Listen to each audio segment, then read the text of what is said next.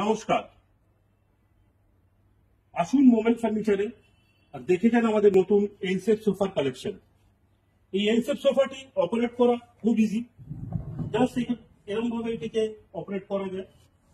এখানে ইজিলি দুজন মানুষ শুতে পারে। এর বিগেস্ট অ্যাডভান্টেজ হচ্ছে এর মধ্যে আপনি একটা স্টোরেজ পেয়ে যাচ্ছেন, সাথে পেয়ে যাচ্ছেন অনেক কিছু রাখার জায়গা।